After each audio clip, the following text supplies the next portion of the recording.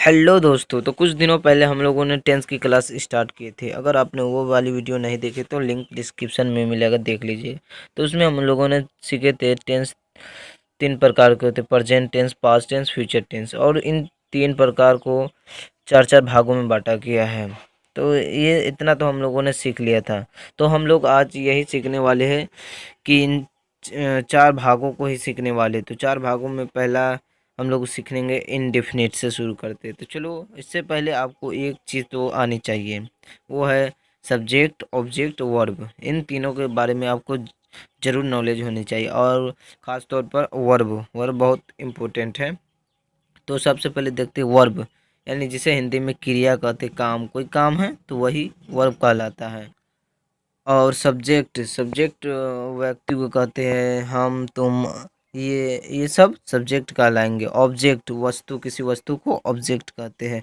तो हम अपने टॉपिक पर आते हैं। सबसे पहले हम लोग प्रेजेंट इंडेफिनिट टेंस से शुरू करते हैं। तो इसमें हम लोग तीन एग्जांपल्स लेंगे: अफर्मेटिव, नेगेटिव, इंट्रोगेटिव, यानी सकारात्मक, नकारात्मक, प्रश्नवाचक। इन तीनों पर एक एक एग्जांपल लेने से पहले आपको एक बात क्लियर हो कर दूं कि साथ में हम लोग रूल्स भी सीखेंगे। तो रूल्स बाद में सीखते हैं, पहले हम लोग एग्जांपल देखते हैं। तो देखते हैं, मैं किताबें पढ़ता हूँ। तो ये आई रीड बुक्स। तो इसमें मैं सब्जेक्ट हुआ, मैं, किताबें क्या हुआ, ऑब्जेक्ट हुआ, और पढ़ना क्या हुआ, वर्ब यानी क्रिया, कोई काम है। तो आई रीड बुक्स। अब नेगेटिव लेते, मैं किताबें नहीं पढ़ता हूँ। I do not read books. Do not कहाँ से आया, इसके बारे में हम बाद में डिस्कस करते हैं। सबसे पहले अब अगला एग्जांपल देखते हैं, इंट्रोगेटिव। क्या मैं किताबें पढ़ता हूँ भाई? Do I read books. Do I read books. तो हम लोग यहीं से अपना इम्पोर्टेंट रूल्स शुरू करते हैं। तो क्या, कब, कहाँ, कैसे, क्यों, ये सब आए तो डू का प्रयोग करते हैं। डू का प्रयोग करते हैं, और डू सब्जेक्ट से पहले आते हैं। तो डू आया सब्जेक्ट, तो डज क्यों नहीं आया? तो डज आने के लिए एक कारण है, डज सिंगुलर पर्सन के साथ लगता है। ही, सी, नेम, इट के साथ डज का प्रयोग करते हैं। अब बात आती है, नो, ऊपर हम आते हैं, मैं किताबें नहीं पढ़ता हूँ, I do not read books. तो डू नॉट क्यों आया? डज नॉट भी आ सकता है। तो डज नॉट आने का कारण यह है कि डज नॉट सिंगुलर पर्सन के साथ लगता है, ही, सी, नेम, इट के साथ डज नॉट का प्रयोग होता है। और डू नॉट का प्रयोग प्लूरल पर्सन के साथ लगता है, आई, यू, दे के साथ। तो अब हम लोग इसको भी देख लेते हैं, मैं किताबें पढ़ता हूँ, आई रीड बुक्स। इसमें याद करना होगा कि वर्ब के अंत में एस एस का प्रयोग किया जाता है, और वो एस एस ही से निमिट यानी सिंगुलर पर्सन के साथ लगता है, और प्लूरल के साथ नहीं लगता है।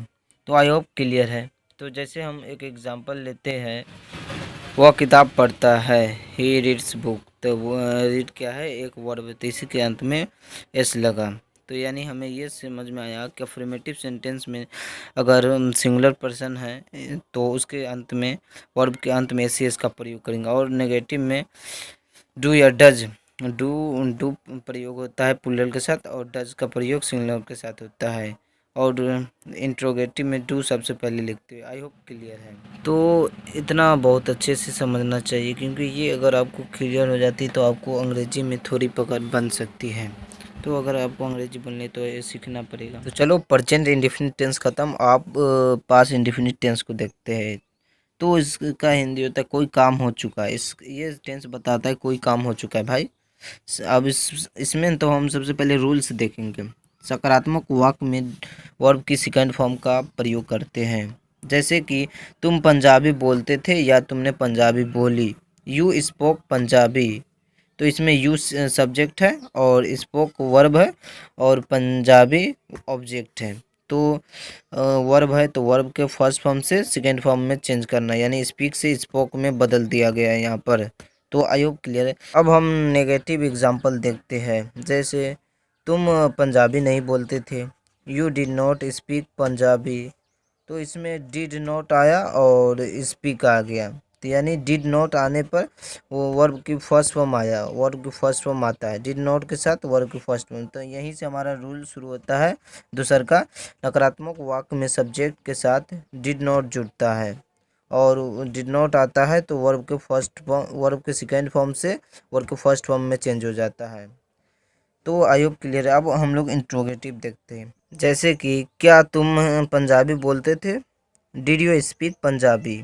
तो इसमें डिड से यानी डिड से शुरू हो रहा है, सबसे पहले सब्जेक्ट से पहले डिड का प्रयोग हो रहा है। तो आई होप आपको क्लियर है। पास इंडेफिनिट में यानी अफर्मेटिव में वर्ब के सेकेंड फॉर्म लगता है, और नेगेटिव में नकारात्मक में सब्जेक्ट के बाद डिड का प्रयोग होता है। और आखिरी रूल यानी तीसरा रूल है इसका, डिड सब्जेक्ट से पहले होगा।